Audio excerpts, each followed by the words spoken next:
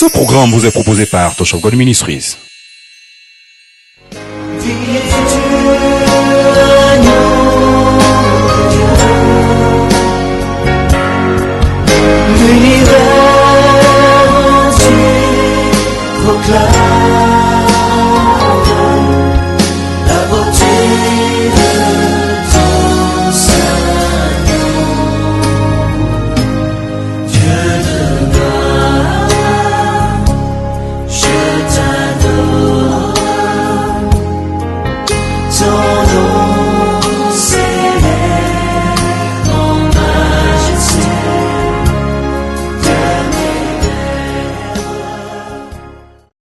Chers amis, bonjour. Bienvenue à une autre édition de notre merveilleuse émission Fleury. Fleury est rentré dans nos habitudes et c'est dans ce cadre-là et à cette occasion-là que je te parle encore aujourd'hui. C'est vrai que tu as déjà pris une merveilleuse habitude de prendre cette émission en cours. Que le Seigneur te bénisse. Aujourd'hui, nous allons parler d'une autre chose, d'un autre thème. Notre thème d'aujourd'hui est tu verras la gloire de Dieu. Tu verras certainement la gloire de Dieu dans ta vie, dans ta famille, dans tes entreprises, si et seulement si tu fais ce qu'il y a lieu de faire. Voilà pourquoi je suis là pour t'inviter à prendre place, prendre un bloc-notes comme c'est déjà l'habitude, un bloc-notes, un bic au besoin, pour reprendre des notes pendant que nous allons éplucher ce merveilleux thème. Que le Seigneur te bénisse pendant que tu le fais. À bientôt. Shalom.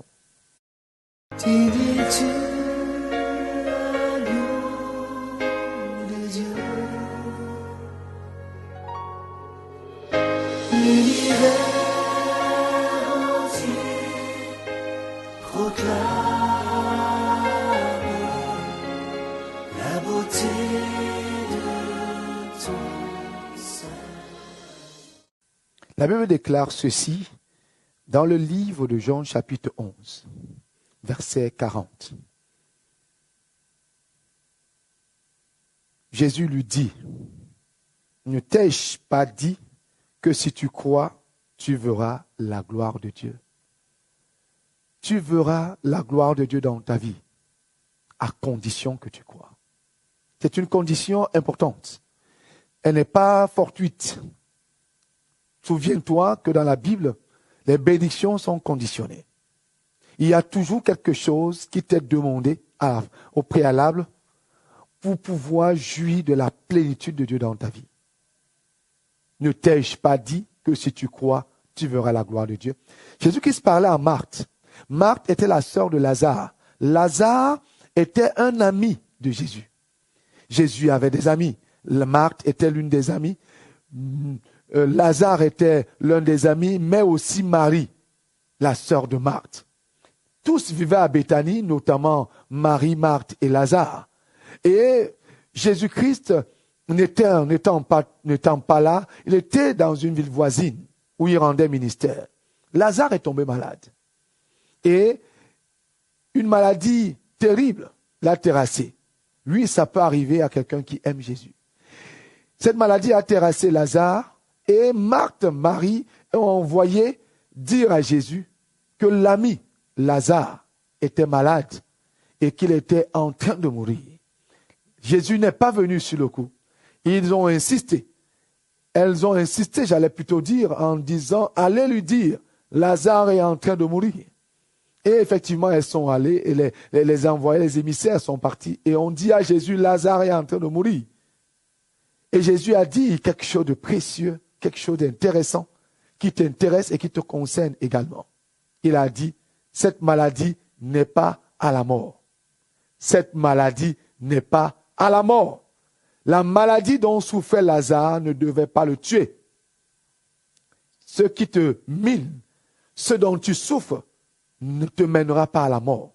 Je te le dis au nom de Jésus-Christ. Je ne sais pas ce qui mine ta vie.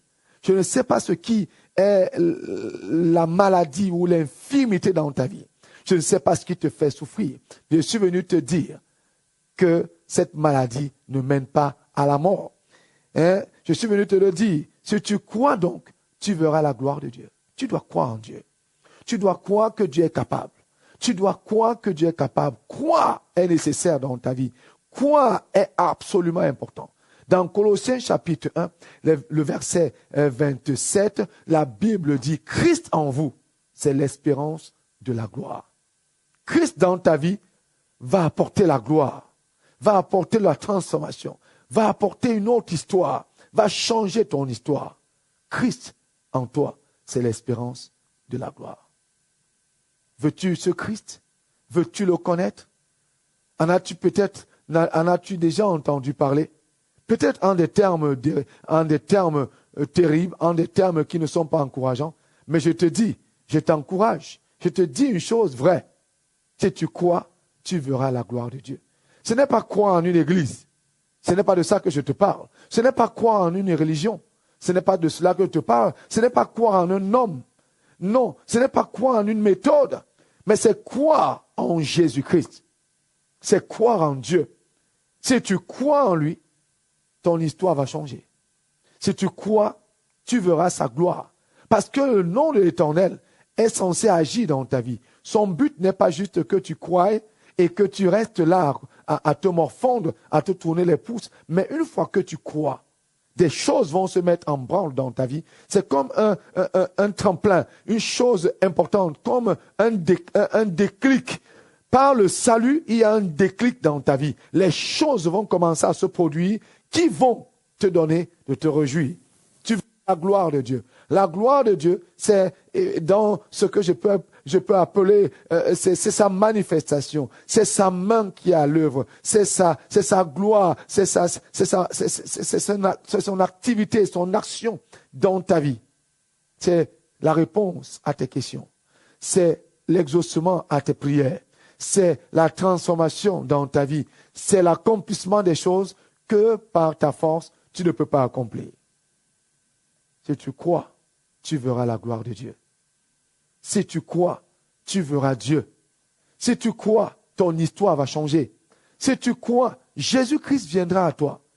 Et je dis, il transformera ta vie et prendra ta vie à bras le corps. Prendra ton histoire à bras le corps. Connais Jésus.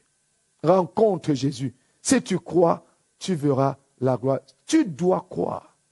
À moins que tu ne crois, tu ne saurais voir Dieu. Tu ne saurais voir sa gloire. Tu dois croire. Et c'est seulement à l'issue de ça. C'est seulement parce que tu crois que tu verras Dieu. Dieu aime les gens qui croient en lui. Parce que croire, c'est l'indicateur même de la foi. Croire, c'est accepter Jésus-Christ. Croire, c'est accepter de lui confier sa vie. Croire, c'est cheminer avec lui. Veux-tu croire en lui? Veux-tu l'accepter dans ta vie? Veux-tu qu'il tienne ta main et qu'il te conduise comme un aîné, un grand frère tient son cadet, comme un père tient son enfant? Veux-tu cette aide-là qui vient d'en haut? C'est ton secours. Si tu crois, tu verras la gloire de Dieu. Lazare était mort. Marie était désespérée. Marthe était désespérée. Elles ont pleuré. Elles ont pleuré. Elles étaient touchées, blessées, éplorées. Elles étaient tristes. Elles disaient à Jésus, si tu avais été là, notre frère ne serait pas mort. Jésus avait déjà dit. Jésus l'a déjà dit dans ta vie. Je ne sais pas, peut-être que tu es malade, alors que Dieu a dit que la maladie est déjà vaincue. Peut-être que tu es souffrant. Peut-être que les choses vont mal. Peut-être que tout ce que tu fais se résume ou te conduit à l'échec. Tu ne sembles pas voir, je dirais, une sortie, une issue favorable à ton histoire. Peut-être c'est difficile. Peut-être c'est compliqué. Peut-être, oui, il y a beaucoup de peut-être. Parce que je suppose, j'imagine, je pense que c'est ce qui t'arrive. Toi qui me regardes, toi qui m'écoutes. Je me mets dans tes chaussures. Je me mets à ta place. Voilà quoi je dis peut-être. Peut-être. Peut-être que ça va mal. Mais je suis venu te dire, t'annoncer une bonne nouvelle. Si tu crois, tu verras la gloire de Dieu. Donc, tout ne dépend pas de Dieu. Tout dépend de toi. C'est toi qui es le facteur déterminant. Ton salut, je dirais, ta foi, ton engagement, ta décision est de nature à apporter une révolution dans ta vie. Donc, lui dire oui, Et Amen est important. Si tu lui dis oui, Seigneur, il viendra. Si tu dis Amen, en d'autres termes, je suis d'accord, il agira dans ta vie. Si tu refuses, il ne peut pas te forcer la main. Voilà pourquoi je te dis, si tu crois. Parce que si tu ne crois pas, les choses ne changeront pas. Peu importe ce que tu fais, peu importe ce qu'on peut te dire. C'est seulement si tu crois que tu verras la gloire de Dieu. Crois.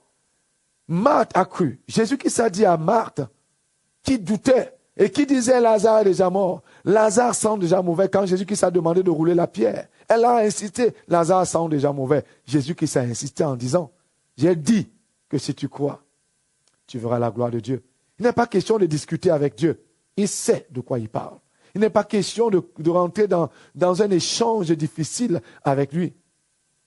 Parle et accepte Jésus dans ta vie. Si tu crois, tu verras la gloire de Dieu. À la fin, Marthe a cru. Marie a cru. Et Lazare est revenu à la vie. Je te dis que ton histoire peut changer. Ta guérison est une certitude. Ton miracle est une certitude. Ton relèvement est une certitude si tu crois. Mais si tu ne crois pas, évidemment, tu vas être livré à toi-même et à la mort. Mais je crois que si tu m'écoutes attentivement, et tu le fais d'ailleurs, je t'en félicite, c'est parce que tu veux voir un changement dans ta vie.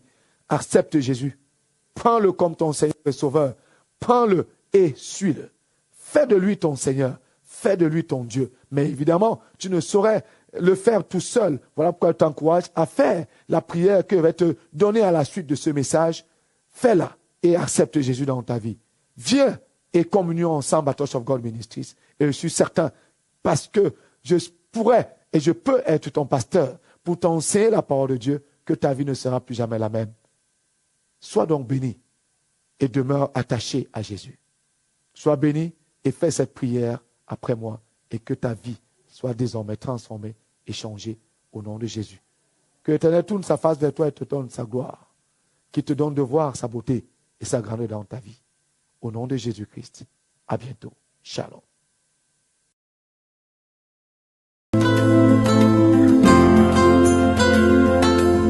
Jésus lui dit, « Ne t'ai-je pas dit que si tu crois, tu verras la gloire de Dieu ?»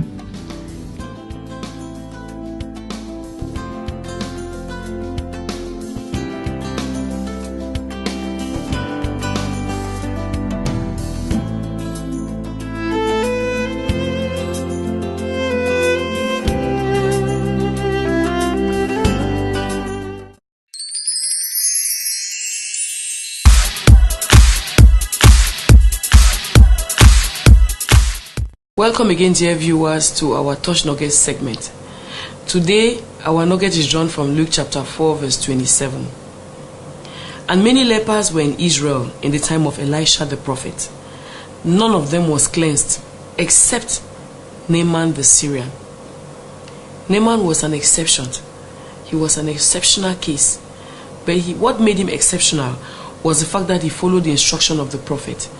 What made him exceptional was that there was an exceptional girl around him who decided not to stay quiet, but to say something, to do something that will bring about a change, to do something that will cause somebody to experience the hand of God. She was an ambassador who knew how to promote the affairs of her kingdom, that's the kingdom of God. And she knew how to bring about a solution to her master's need. How many needs are there around you, and for which you have a solution? Yes, you have the solution because you know the word of God. That word is in your heart. But you have not dared to use it. You have not dared to declare that word. You have not dared to pray about it using the word of God as your base, as your foundation. I want to ask you today, can God count on you to bring about a solution in your nation? I think you have enough that God can use to be able to bring about that change in our nation. Yes, your nation can count on you also. I love the theme of the Women's Day, the International Women's Day for this year, which says active participation in women's integration, in national integration. Remember that a nation is made up of families. A nation is made up of different neighborhoods, different quarters. It's made up of cities, villages. It's made up of many different enterprises. All those different components make up a nation. And in those different components, in those different environments, people are found. And you are part of that number. You are a part of that lot. Wherever you find yourself, start by being a positive influence for Christ in your environment, and your nation will not remain the same, certainly. God bless you.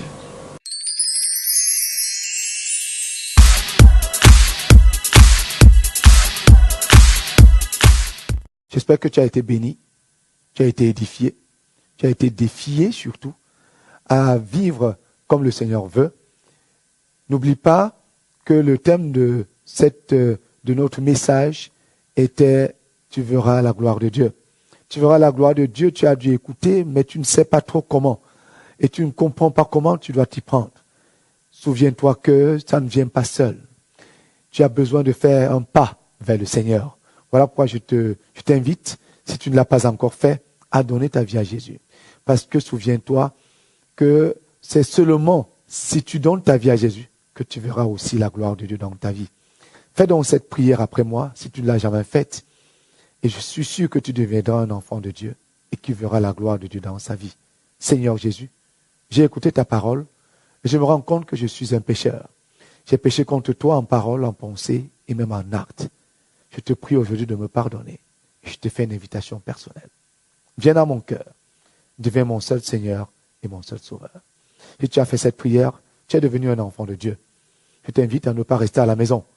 Je t'invite à Touch of God Ministries. Je suis le pasteur doyen de ce ministère et je t'invite. Viens, je suis certain que les questions que tu as et la marche que tu aimerais avoir avec le Seigneur, tu auras l'occasion de la vivre ici. C'est un ministère béni et je suis certain qu'en y venant, tu seras également béni. Que le Seigneur te garde et qu'il te protège. N'oublie surtout pas, tu verras la gloire de Dieu dans ta vie.